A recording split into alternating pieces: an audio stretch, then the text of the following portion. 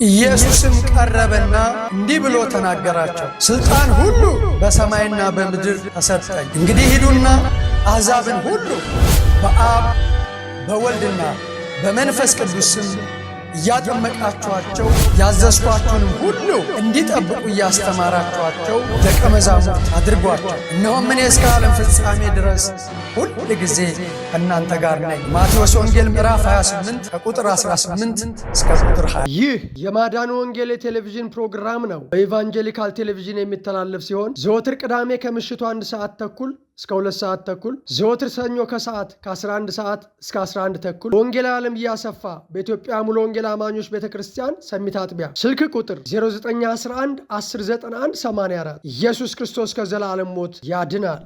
በክፍል 1 የነበረው ኢየሱስ ክርስቶስን ማንነት ማወቅ ለዘላለም ሕይወት ይጠቅማል ብለን ስለ ኢየሱስ ክርስቶስ መማር ቁልፍ ነገር እንደሆነ ብዙ ጊዜ ተነጋግረናል። ወደፊትም እድል ቢሰጠን የምንነጋገረው ስለ ኢየሱስ ክርስቶስ ነው። ወዳጆቼ አያልቅም። ስለ ኢየሱስ ክርስቶስ መማር ብቻ ሳይሆን ኢየሱስ ክርስቶስንም ማምለክ ከማወቅ ይጀምራል። እናንተ ለማታውቁ ትሰግዳላችሁ ነው ያላት ዮሐንስ 4 ላይ አይደለ? እኛ ግን መዳን ከአይሁድ ነውና ለምናውቀው እንሰግዳለን ያለው። ስለዚህ ወዳጆቼ ኢየሱስ ክርስቶስን ማወቅ ከስግደት ይበልጣል። ኢየሱስ ክርስቶስን ማወቅ ከዘላለም ሕይወት ይበልጣል። አንተ ክርስቶስ የሕያው እግዚአብሔር ልጅ ነህ። ክብር ለኢየሱስ ይሁን። እና ስለ ኢየሱስ ክርስቶስ ነው የምንቀጥለው። የመጨረሻው ምናልባት ከክፍል 1 እንደማጠቃለያ መጨረሻችን ባይሆንም በተለያየ ጊዜ በተለያየ መልክ ብንነካውም በአንዳንድ ርዕስ እየተመለስን ብናየውም ኢየሱስ ክርስቶስ ስለ ኢየሱስ ክርስቶስ ምን ይመስላችኋል እንዳላቸው፣ የማንስ ልጅ ነው ብሎ ቀጥታ ጥያቄ እንደጠየቃቸው፣ ኢየሱስ ክርስቶስ የእግዚአብሔር ልጅ እንደሆነ ከማስረጃ ጋር፣ የማንስ ልጅ ነው ለሚለው የእግዚአብሔር ልጅ ነው ከማስረጃ ጋር፣ ኢየሱስ ክርስቶስ የእግዚአብሔር ልጅ ብቻ አይደለም፣ የሰው ልጅ ብቻ አይደለም። አንዳንዴ የሰው ልጅ የሚለውን ሄደን የሰው ልጅ ነው ብቻ ብለን ደምድመን ኢየሱስ ክርስቶስ አምላክ አይደለም እንድንል የሚያበቃን አይደለም። አንዳንዴ የእግዚአብሔር ልጅ እግዚአብሔር ነው ብለን ሰው አይደለም ወደሚል ነገር እንዲያመጣንም አይደለም ወዳጆቼ። ስለዚህ ኢየሱስ ክርስቶስ ዘላለማዊ አምላክ ነው፣ ከዘላለም የነበረ ነው። ኢየሱስ ክርስቶስ አምላክነቱን አየን። ካሁን በፊትም በተደጋጋሚ አይተነዋል። እና ሌላው ደግሞ ያየነው የእግዚአብሔር ልጅነቱን ነው። ሰው መሆኑን እናይና ኢየሱስ ክርስቶስን ታዲያ ለምን እንሰብከዋለን ብለን በሱ ነው የምናጠቃለው። ኢየሱስ ክርስቶስ በስጋው የመጣው ከዳዊት ዘር ነው ወዳጆች። ሐዋርያት 13:23 ላይ ለምን የዳዊትን ዘር እንደያዘ ተነጋግረናል። ኢየሱስ ክርስቶስ የተወለደው ከዳዊት ዘር ነው። በስጋ ከዳዊት ዘር መምጣት ብቻ ሳይሆን የተወለደው ከዳዊት ዘር ነው። ስርወቱን ጠብቆ ማለት ነው። ኢየሱስ ክርስቶስ በስጋ የመጣው ከእስራኤላውያን ወገን ነው፣ ከሌላ ወገን አይደለም ወዳጆች። ኢየሱስ ክርስቶስ የአብርሃም ዘር ነው፣ የዳዊት ዘር ነው። ከኃጢአት በስተቀር በነገር ሁሉ እንደኛ የተፈተነ ነው። ለምንድን ነው እንደውም ሰው የሆነው ብለን ስንል የሚፈተኑትን ሊረዳቸው። ወዳጆቼ በዚህ አጋጣሚ ዛሬ በዚህ ምሽት በፈተና ውስጥ የምታልፉ ይገርማል። የሚዘገንን ፈተና ውስጥ እንደሚያልፍ ዛሬ አሁን አንድ ወዳጄ ነግረኝ ነበር። ወዳጆቼ አንዳንዴ የሰዎችን ፈተና ስታዩ እኔ ብሆን ብላችሁ አታውቁም? እናንተ የምትፈተኑ ሰዎች እኔም እፈተናለሁ። የሚፈተኑትን ሊረዳ ነው ሰው የሆነው ስለሚገባው ፈተና። ኢየሱስ መከራ ስለሚገባው ሰው የሆነው መከራ እንዲገባው ነው። እግዚአብሔር አይገባውም ማለት አይደለም፣ ግን ሆኖ ሊገኝ ሆኖ ተገኘ። ኢየሱስ ሰው ሆኖ ተገኘ። ሆኖ መገኘት ተግባራዊ ማድረግ ወዳጆቼ፣ ኢየሱስ ሰው መሆንን በተግባር ያደረገ ነው። ኢየሱስ ሰው መሆንን በስራ የተረጎመ አምላክ ነው። ሰው መሆንን በስራ ተረጎመው። ዛሬ በስራ እንድተረጉም ነው። ዛሬ ሆነህ እንድትገኝ ነው ወዳጄ። ዛሬ ተግባራዊ እንድታደርግ ነው ወዳጆቼ። ለእግዚአብሔር ምላሽ ሰጠ ኢየሱሴ። ስለዚህ ከኃጢአት በስተቀር በነገር ሁሉ እንደኛ የተፈተነ ነው። አላውቀውም የሚል ነገር የለውም። አንዳንዴ የምናልፍበትን ነገር እግዚአብሔር የሚያውቀው አይመስልንም። ወዳጆቼ የምታልፉበትን ነገር ያውቃል እግዚአብሔር። ሁሉ ነገር በሱ ፊት የተራቆተ ነው። የኔ ጌታ ሁሉን አዋቂ ነው ወዳጆቼ፣ ያውቃል። የሚያውቀውን ነው ለሱ ምን ነግረው። ማስረጃ አይፈልግም እግዚአብሔር፣ ምስክር አይፈልግም። የኔ ጌታ ሁሉን ያውቃል። ለምን ስትሉ አንደኛ በዘላለማዊ ዕውቀቱ፣ ሁለተኛ ሆኖ ስላየው። ምክንያት የለንም። ብዙ ሰዎች ለምንድነው ኢየሱስ ክርስቶስ ሰው የሆነው ለሚለው ነገር የሚሰጡት አንድ ጀግና ይፈልግ ነበር እግዚአብሔር። እንዲያውም አንድ ሰው ምን አለ? አዳምና ሔዋን ፈተናውን የወደቁት ሁሉ በተመቻቸ በገነት ነው። ኢየሱስ ክርስቶስ ምንም በሌለበት በምድረ በዳ ፈተናውን አለፈ። አዳምና ሔዋን የወደቁት የሰይጣንን ፈተና ነው። እግዚአብሔር አዘነ በሰይጣን ፈተና በመውደቃቸው። እንዳይወድቁ ነግሯቸዋል፣ አስጠንቅቋቸዋል፣ መልሱን ነግሯቸዋል። ወዳጆቼ በተነገረ መልስ ነው እኮ የወደቁት። ቀላል አትብሉ በበላችሁ ቀን ትሞታላችሁ። ዛሬም እግዚአብሔር አታድርግ የሚልህን አታድርግ፣ አድርግ የሚልህን አድርግ። ኃጢአት ማለት እሱ ስለሆነ፣ መታዘዝ ማለትም እሱ ስለሆነ እና ኢየሱስ ክርስቶስን የጣለ ሰይጣን ኢየሱስ ክርስቶስን ሊጥለው አልቻለም። እንዴት ሶስት ፈተናዎች እንደፈተነው ታውቃላችሁ? ይሄን ድንጋይ ዳቦ አርገ ብላለው፣ ተርቧል። ልክ ነው። የተራባችሁ ሰዎች ሰው በእንጀራ ብቻ አይኖርም በእግዚአብሔር ቃል ጭምር እንጂ በሰው ቁስል አይደለም ወዳጆቼ። ተርቤ ስላየሁት ነው፣ ኢየሱስ ስላሳለፈኝ ነው። የተራባችሁ ሰዎች ፈተናውን እንድታልፉ ጌታ ይርዳችሁ። ጸጋ ይብዛላችሁ፣ ኃይል ይብዛላችሁ። የኔ ጌታ ጸጋ ይሰጣል። የኔ ጌታ እግዚአብሔር ጀግና ያረጋል በመከራ። እና አንድ ጀግና ፈልጎ ነበር። ያ ጀግና ኢየሱስ ክርስቶስ ነው። ያ ወንድ ኢየሱስ ክርስቶስ ነው ወዳጆቼ። ሰይጣን አዳምና ሔዋንን የጣለውን እሱን ኢየሱስ ክርስቶስን አልጣለው። ይህን ድንጋይ ዳቦ አድርገህ ብላ ነው። ተርቧል። ወድቀ ብሰግድልኝ ያለው የዓለምን መንግስታት አሳይቶ ነው ወዳጆቼ። ዛሬ እኔና እናንተን ብር ቢያሳዩን ምን ልንሆን እንደምንችል ተመልከቱ ወዳጆቼ። ብዙ ሰው ለብር እየሰገደ፣ ብዙ ሰው በብር ምክንያት ብዙ ነገር እየሆነ ነው ያለው። እና ወድቀ ብሰግድልኝ ያለው ቀላል ነገር አይደለም ወዳጆቼ። ሄዳ አንተ ሰይጣን ለእግዚአብሔር ብቻ ስገድ እርሱንም ብቻ አምልክ ተብሎ ተጽፏል። ሃሌሉያ። እና በነገር ሁሉ እንደኛ የተፈተነ ነው እንጂ ከኃጢአት በስተቀር ተፈትኖ ግን ኃጢአት አላገኘው። ኃጢአት የሌለበት እንደሆነ በብዙ ቦታ አይተናል። ክብር ለኢየሱስ ይሁን። አንድ ጀግና አገኘ፣ መስቀል ላይ ጀግና አገኘ ወዳጆቼ። ፈተናን የሚያልፍ ጀግና፣ መከራን የሚያልፍ ጀግና፣ የዓለምን ሲስተም የሚያልፍ ጀግና። በዓለማዊ ነገርም እኮ ተፈትኗል። በነገር ሁሉ እንደኛ የተፈተነ ነው ካለ በዓለም ያልተፈተነው ፈተና የለም። ኢየሱስ ግን ደፈነ። ኢየሱስ ክብር ለኢየሱስ ይሁን ወዳጆቼ። በእግዚአብሔር ምክንያት የሚመጣውን ፈተና፣ ስለ ስሙ የሚሆነውን ፈተና መድፈን ይሁንላችሁ። እንዴት ደስ ያሰኛል መድፈን። ፈተናው ማለፍ እኮ አይደለም፣ ከግማሽ በኋላ እየሆነም ያልፋል። ኢየሱስ ደፍኖ ነው ያለፈው ፈተናው። ዛሬ ለምትፈተኑ ሰዎች መልሱን ኢየሱስ ይነግራቸዋል። መልሱ ራሱ ኢየሱስ ክርስቶስ ነው። ክብር ለኢየሱስ ይሁን። ኢየሱስ መልስ ነው ለጥያቄ ሁሉ።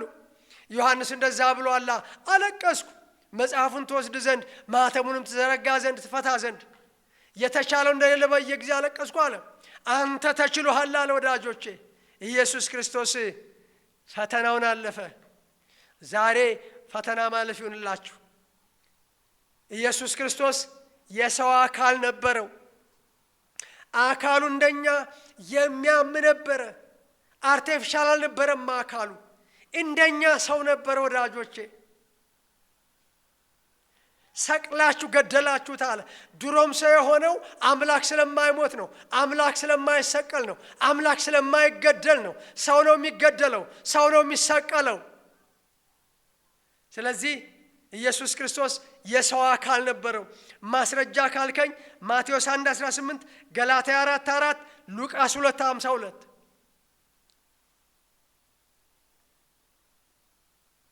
እርሱ ራሱ ኢየሱስ ክርስቶስ ራሱን ሰው እያለ ጠርቷል። የሰው ልጅ እያለ ጠርቷል ራሱን። ሌሎች ሰዎችም ኢየሱስ ክርስቶስን ሰው ብለው ጠርተውታል። ዮሐንስ 8:40፣ አንደኛ ዮሐንስ 1:1፣ አንደኛ ጢሞቴዎስ 2:5 ሰው ብለው ጠርተውታል። የሰው መንፈስ ነፍስና ስጋ ነበረው፣ እኔነት ነበረው፣ ስሜት፣ ፈቃድ፣ ዕውቀት ነበረው። የሰው ነው ምልህ። ቁስ አካል የሆነ የሚጨበጥ የሚዳሰስ መንፈሳዊ የሆነ የማንነት ክፍል ነበረው። ኢየሱስ የሚነካ ነበር፣ አምላክ አይነካም። ኢየሱስ የሚታይ ማንነት ነበረው፣ አምላክ አይታይም። አንተ ኢየሱስ ግን ታየ፣ ተጨበጠ፣ ተዳሰሰ፣ ተያዘ። የሰው ባህሪ ነበረው ኢየሱስ። አምላክ ብቻ ነው ለምትሉ ሰዎች የሰው ባህሪ ነበረው። ተርቧል፣ አልቅሷል። አምላክ አያለቅስም፣ አምላክ አይራብም። ስለዚህ የኛን ረሃብ ሊራብ፣ የኛን ለቅሶ ሊያለቅስ ወዳጄ ኢየሱስ ክርስቶስ ሰው ሆነ፣ አለቀሰ። አንተ እንዳታለቅስ፣ አንተ እንድትስቅ፣ አንተ ደስ እንዲልህ በመንግሥተ ሰማይ ሕይወት። ተጠምቷል፣ ተጠማሁ አለ። አምላክ አይጠማም። ስላንተ ተጠምቷል፣ ስላንተ ተገርፏል፣ ስላንተ ድሃ ሆኗል፣ ስላንተ ተሰቃይቷል። ይሄን ጌታ ትቀበለዋለህ? ይሄንን ጌታ ታምነዋለህ? ይሄንን ጌታ የሕይወት ጌታ ታደርገዋለህ? ይሄንን ጌታ ራስ ታደርገዋለህ? ይሄንን ጌታ በቤት ላይ፣ ባንተ ላይ፣ በልጆች ላይ ተሾመዋለህ? ነው ወይስ ሰው ነው ብለህ ትንቀዋለህ? ነው ወይስ ደግሞ ከነቢያት እንዳንዱ ነው ትለዋለህ? ተጨንቋል። ሉቃስ 12:50 ላይ ተጨነቀ። ኢሳይያስም ላይ ይላል ተጨነቀ፣ ተሰቃየ። ስላንተ ተጨነቀ፣ ስለኔ ተጨነቀ፣ ስለኔ ተሰቃየ፣ ስላንተ ተሰቃየ። ለምን ትሰቃያለህ? በኃጢአት ለምን በተለያየ መንገድ ትሰቃያለህ? ለምን ገና ስቃይ ይጠብቀሃል? ለምን ገና ገሃነም እሳት ይጠብቀሃል? ወዳጄ ላንተ በተሰቃየው ምን እንጂ። ለምን ትጣማል? ለምን ትራባል? ለምን ትራቆታለህ? ያ ማለት ሁሉ አልጋ ባልጋ ይሆናል ማለት አይደለም። ኢየሱስ ክርስቶስ ላንተ ተርቧል፣ ተጠምቷል፣ ተጨንቋል፣ ተሰቃይቷል፣ ደክሞታል። ኢየሱስ ድካምን ያውቃል።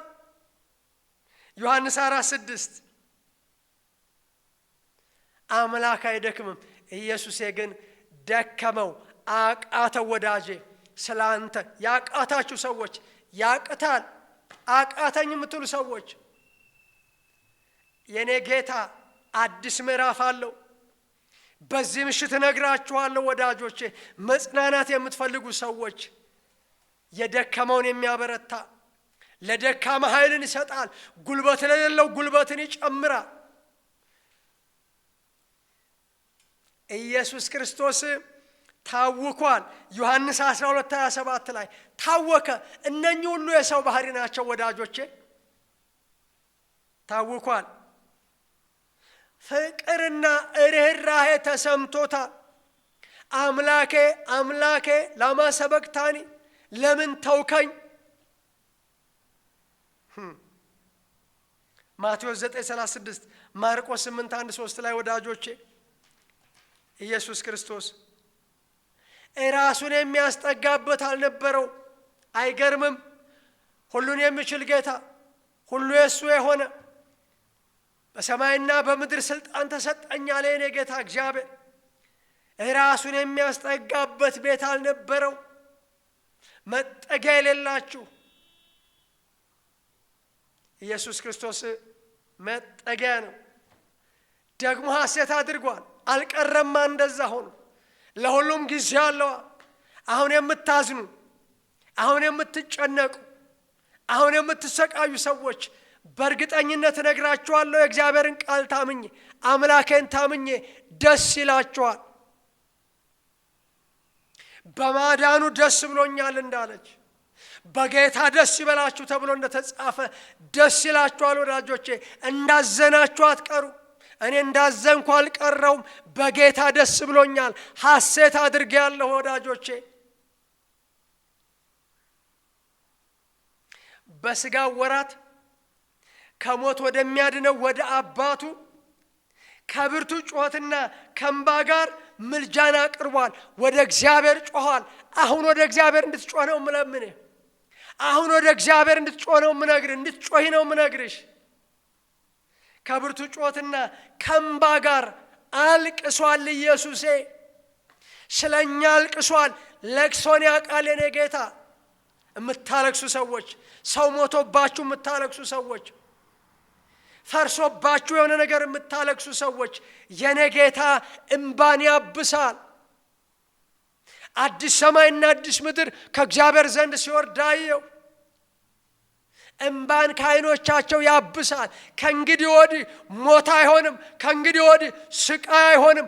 ለማ በኢየሱስ ለሚያምኑ እመና ታዲያ፣ እመኛ ታዲያ እህቴ።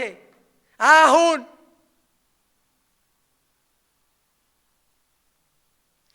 ከእንባ ጋር ምልጃን አቀረበ። ኢየሱስ አንብቷል። እግዚአብሔርን ይፈራ ነበር። አባቱን ይፈራ ነበር።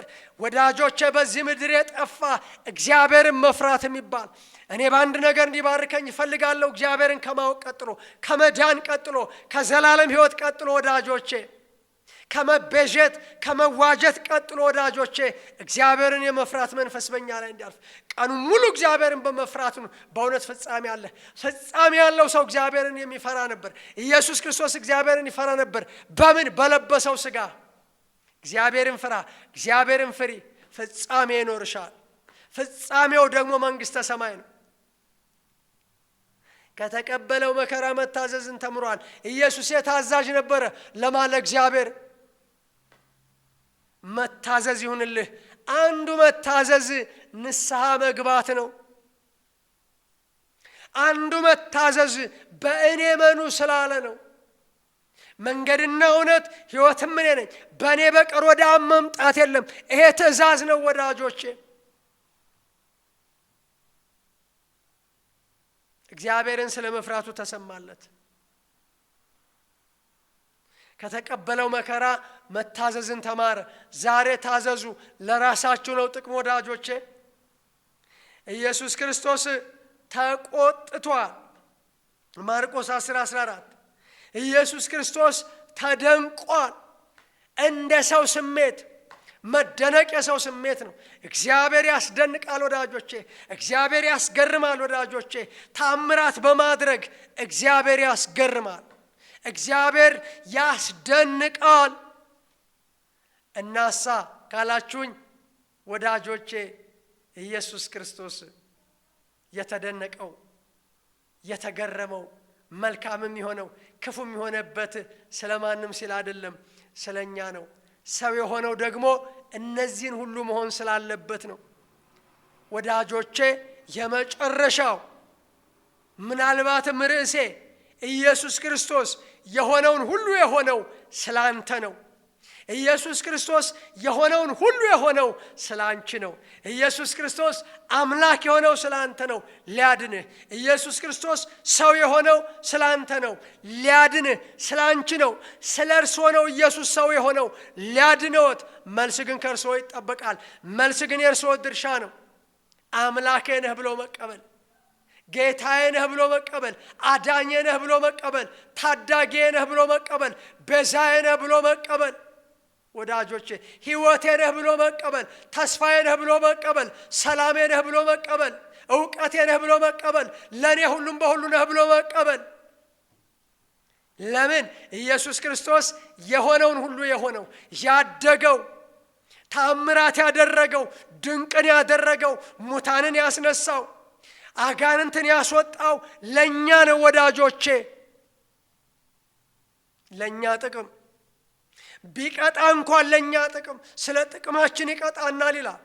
ስለዚህ ምን እናድርግኛ? በክርስቶስ ኢየሱስ እንመን።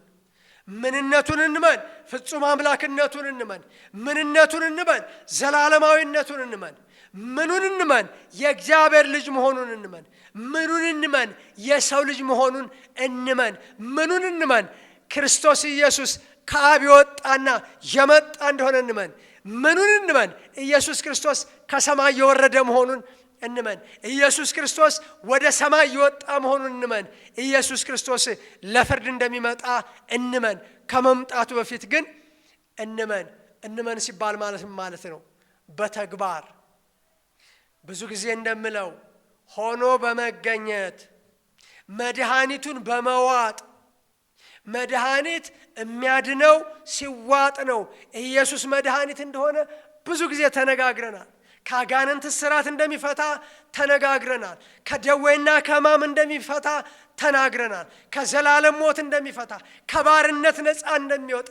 በባርነት ውስጥ ያላችሁ ወዳጆቼ፣ በግዞት ውስጥ ያላችሁ ወዳጆቼ ኢየሱስ ነፃ ያወጣል። ኢየሱስ ነፃ አውጪ ነው። በተግባር ስላየን ነው። ነፃ አውጪ ትፈልጋለህ? የዘላለም ሕይወት ትፈልጋለህ? መንግሥተ ሰማይ ትፈልጋለህ? መቤዠት መዋጀት ትፈልጋለህ? አሁን ከኔ ጋር ንስሐ እንገባለን። እግዚአብሔር ሆይ በሉ ባካችሁ አብራችሁ። አምላኬ ሆይ፣ ጌታዬ ሆይ፣ ንጉሴ ሆይ፣ ዛሬም ስለሰማሁት ቃል ስላልሰለቸኸኝ፣ ዛሬም ስለምትናገረኝ፣ ዛሬም እድል ስለሰጠኸኝ፣ ዛሬም ጆሮዬ ቃልህን ስላደመጠ ወደ ልቤ ግባ። የልቤ ጌታ አደርግሃለሁ፣ እሾምሃለሁ። አንተ ፈጣሪ ነህ፣ አንተ አሳዳጊ ነህ፣ አንተ አምላኬ ነህ፣ አንተ ቤዛዬ ነህ። አመሰግንሃለሁ። ቀሪ ዘመኔን ተረከብ። አደራ ሰጠው። የኔ የሆነውን ሁሉ ለአንተ አደራ አሳልፌ ሰጠው። ነፍሴን ተረከብ፣ መንፈሴን ተረከብ፣ ሁለንተናዬን ተረከብ። አስበኝ፣ አግዘኝ፣ እርዳኝ፣ አስችለኝ። ቀሪ ዘመኔ ባንተ እንዲጠቀለል ጸልያለሁ በኢየሱስ ስም አሜን። ወዳጆቼ ንስሐ መግባት የመጀመሪያ ነገር ነው። ንስሐ ለመግባት ማወቅ፣ ቅድም እንዳልነው እውቀት ወደ ውሳኔ ያመጣል። ያም እውቀት ኢየሱስን ማወቅ ነው። ውሳኔያችን ኃጢአታችንን እንድንናዘዝ ነው የሚያደርገን። ኃጢአታችንን ተናዘን ብቻ አይበቃም። መሰረታዊ የክርስትና ትምህርት መማሪያ ያስፈልጋል። ዶክትሪናል የሆኑ ነገሮች የምንላቸው ስለ እግዚአብሔር አብ፣ ስለ እግዚአብሔር ወልድ፣ ስለ እግዚአብሔር መንፈስ ቅዱስ፣ ከዚህ የምንናገረው ሰዎች የሚናገሩትን ስለ ሥላሴ፣ ስለ አንድነቱ፣ ስለ ሦስትነቱ፣ ስለ ኢየሱስ ክርስቶስ ፍጹም አምላክነት፣ ስለ ኢየሱስ ክርስቶስ ፍጹም ሰውነት፣ ሁለት ባህሪ በአንድ አካልነት ስለ ሰው እንማራለን። ስለ ኃጢአት እንማራለን። የኃጢአት ደሞዝ ሞት ነዋ። የእግዚአብሔር ስጦታ ደግሞ የዘላለም ሕይወት ነዋ። ስለ ሰው እንማራለን። ስለ ኃጢአት ወዳጆቼ ስለ መላእክት እንማራለን። ስለ መጨረሻው ዘመን እንማራለን። ስለ ቤተ ክርስቲያን እንማራለን። ስለ መጨረሻችን እንማራለን። ስለ መንግሥተ ሰማይ እንማራለን። መንፈሳዊ ነገር ማለት ይሄ ነው። ስለዚህ ንስሐ መግባት ብቻ በቂ አይደለም። በአካባቢያችሁ በቤታችሁ ወንድሞቻችሁ ቢኖሩ፣ እህቶቻችሁ ቢኖሩ፣ የምታውቁት ዘመድ ቢኖር በጌታ ያመነ በጌታ ያመነች ንስሐ ገብቻለሁ፣ ቀጣይ መማር እፈልጋለሁ፣ ዘመኔን ከክርስቶስ ጋር ማሳለፍ እፈልጋለሁ። ለምን ሲባል ቀጣዩ ከእግዚአብሔር ጋር መሰንበት ነው ወዳጆቼ፣ ከእግዚአብሔር ጋር መቆየት ነው። ደቀ መዛሙርቱን ሲጠራቸው፣ ሐዋርያትን ሲጠራቸው ከእርሱ ጋር እንዲሆኑ ነው ይላል። እህቴ የሚጠራሽ ወደ እሱ ነው። እናንተ ደካሞች ሸክማችሁ የከበደ ወደ እኔ ኑ ሲል ወደ ማን ነው ስትሉ ወደ ኢየሱስ ይጠራችኋል። ለምን ስትሉ ከእርሱ ጋር እንድትሆኑ። ከእርሱ ጋር ያሉ የተጠሩ ድል ይነሳሉ። አረ አሜን። እምታዩ የምትመለከቱ ሰዎች ከእርሱ ጋር ያሉ ከኢየሱስ ጋር መሆን ይሁንላችሁ፣ በመንፈስ ማለቴ ነው። ክብር ለኢየሱስ ይሁን። ስለዚህ ንስሐ የገባችሁ ሰዎች መጽሐፍ ቅዱስን አንብቡ። 3 የቤት ሥራዎች ንስሐ ከገባ ሰው ኃጢአቱን ከተናዘዘ ሰው የሚጠበቀው ምንድነው ብላችሁ ካላችሁኝ፣ በህብረት የሆነ ህይወት መኖር። ህብረት ከማጋ ከቅዱሳን ጋር። ከቅዱሳን ጋር ባላገሮች ናችሁ ይላል ወዳጆች። ህብረት፣ አንድነት ከቅዱሳን ጋር ወዳጆቼ። አንዱ ሌላውን የሚያበረታው ለዚህ ነው፣ ለፍቅርና ለመልካም ሥራ እንድንነቃቃ እርስ በርሳችን እንታይ። ይልቁንም ቀኑ ሲቀርብ እያያችሁ አብልጣችሁ እናድርጉ። አብልጣችሁ ምን አድርጉ? ለፍቅርና ለመልካም ሥራ ተያዩ። ወደ ቤተ ክርስቲያን ሂዱ፣ ወደ ኢየሱስ ክርስቶስ ሂዱ። ከሰው ጋር ህብረት የቤት ሥራ ነው እያልኳችሁ ያላችሁት። የዳነ ሰው ቀጣይ ተግባር ህብረት ከሰዎች ጋር፣ ህብረት ከእግዚአብሔር ጋር፣ ህብረታችን ከአባት ጋር ሃሌሉያ፣ ከልጁም ከኢየሱስ ክርስቶስ ጋር ነው ይላል። ክርስትና ከእግዚአብሔር ጋር ህብረት ማድረግ ነው። መዳን አንድ ጉዳይ፣ መዋጀት አንድ ጉዳይ፣ የዘላለም ሕይወት አንድ ጉዳይ፣ ከእግዚአብሔር ጋር ህብረት ማድረግ ሌላ ጉዳይ። የተለያዩ ቢሆኑም ሁሉም አንድ ናቸው። ህብረታችን ከአባት ጋር ነው። ከማ ከእግዚአብሔር አብ ጋር። ከማ ከመንፈስ ቅዱስ ጋር። የእግዚአብሔር አብ ፍቅር፣ የልጁም የኢየሱስ ክርስቶስ ጸጋ፣ የጌታ መንፈስ ቅዱስ ህብረት ከሁላችሁ ጋር ይሁን ወዳጆቼ። አሜን በሉ። ይሁን። የቤት ሥራ ከእግዚአብሔር ጋር ህብረት ማድረግ፣ የቤት ሥራ ከቅዱሳን ጋር ህብረት ማድረግ፣ መጽሐፍ ቅዱስን በጋራ ማጥናት፣ በሐዋርያት ትምህርት ይላል ሐዋርያት ሥራ ምዕራፍ 2 ላይ እንጀራውን በመቁረስ በየጸሎቱ ይተጉ ነበር ይላል። በህብረት ከማጋ ከቅዱሳን ጋር። ሁለተኛው የቤት ሥራ የእግዚአብሔርን ቃል ማንበብ ነው። ንስሐ መግባት በቂ አይደለም። ሁለተኛው የዳኑ ሰዎች ንስሐ የገቡ ሰዎች ሥራ መጽሐፍ ቅዱስን ማንበብ ነው። የእግዚአብሔርን ቃል ማንበብ ነው። መጽሐፍ ቅዱስ የሁለት ኪዳናት የብሉይ ኪዳንና የአዲስ ኪዳን መጽሐፍ ውህድ ነው። 66 መጽሐፍ ነው ወዳጆቼ። የማርቆስ ወንጌል፣ የማቴዎስ ወንጌል፣ የማርቆስ ወንጌል፣ የሉቃስ ወንጌል፣ የዮሐንስ ወንጌል፣ 13ቱ መልእክታት፣ የጴጥሮስ መልእክት፣ የዮሐንስ መልእክት፣ የያዕቆብ መልእክት፣ የይሁዳ መልእክት፣ ወደ ጢሞቴዎስ ሰዎች ወዳጆች 13ቱ መልእክታት። ሁለተኛው የቤት ሥራ መጽሐፍ ቅዱስን ማጥናት ነው። መሰረታዊ ነገር ስለሆነ እንደገና መወለድ፣ ንስሐ መግባት መሰረት የሚጣልበት ነው ወዳጄ። መሰረት ተጥሎ ቤት አይበቃም፣ ድምድማት ያስፈልጋል። ድምድማቱ የቤት ሥራ ነው። የቤት ሥራው የእግዚአብሔርን ቃል ማንበብ ነው፣ ህብረት ማድረግ ነው። ሶስተኛው የቤት ሥራ መጸለይ ነው። ወደ ማን ነው የምንጸልየው? ወደ እግዚአብሔር። በስሜ የምትለምኑትን ሁሉ አደርጋችኋለሁ። ጸሎት አስተምረን። አባታችን ሆይ በሰማያት የምትኖር ስምህ ይቀደስ። እሱ አንድ ጸሎት ነው። ጸሎት ምስጋናን ያጠቃልላል። አመስግኑ ወዳጆቼ ስላዳናችሁ፣ ስለተሰጣችሁ። ሶስተኛው ጸሎት ነው። ጸሎት ደግሞ ምስጋናን፣ ጸሎት ደግሞ ምልጃን፣ ጸሎት ደግሞ ንስሐን፣ ጸሎት ደግሞ ሰይጣንን መቃወምን ያሳያል። ወዳጆቼ ከእግዚአብሔር ጋር ህብረት አድርጉ፣ ከሰው ጋር ህብረት አድርጉ፣ ከቅዱሳን ጋር ጸልዩ፣ የእግዚአብሔርን ቃል አንብቡ። እግዚአብሔር ከእናንተ ጋር ይሁን። መጨረሻችሁን መንግሥተ ሰማይ ያድርገው። ክብር ለኢየሱስ ይሁን። አሜን።